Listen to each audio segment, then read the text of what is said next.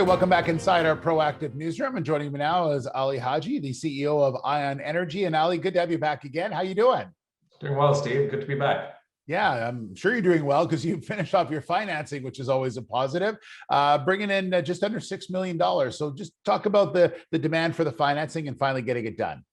Absolutely. We originally announced a 3 million bought deal led by PI and Stifel, GMP. It was ultimately upsized to 5 million. We were in demand, so we had to put a pin in it at 5 million.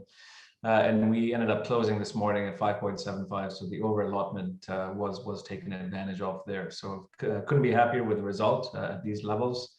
Gives us a strong cash position to execute on our goals for the year.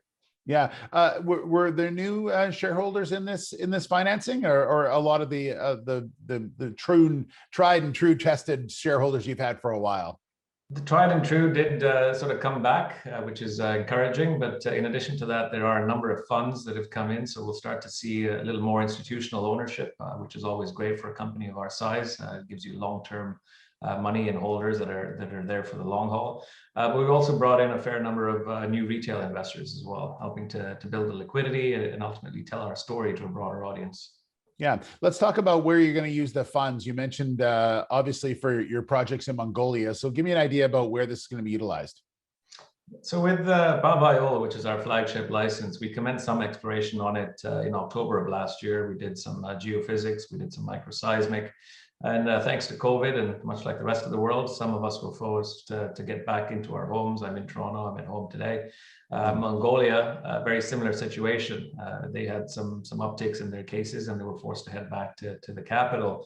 They've only just been able to get back out. So we've done a fair bit of work on Babayola, but not enough. The $5 million that we've just raised will allow us to double up, if not triple up, the number of people on the ground, thereby increasing our rate of exploration over the course of the summer while the months are warm, get more work done, allow the market to see the results of that work, and ultimately de-risk the asset significantly over the course of the summer, bringing us to a stage where we can rudimentarily estimate, not 43-101 compliant, but rudimentarily estimate the resource that we might be sitting upon for Babayola.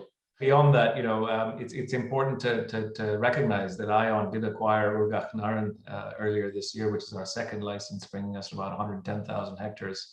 So some of the proceeds from this financing will absolutely be put toward acquisition of additional licenses in country that bear lithium.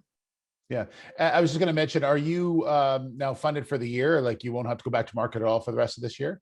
We're funded technically for 2. So we're happy for 2 years. We're not at the mercy of the markets. I think we had a real big run up in January, February, where lithium equities were sort of raging ahead and have slowed down a tad now. But beyond that, we're not at the mercy of the markets. We're going to put our head down and provide value through execution.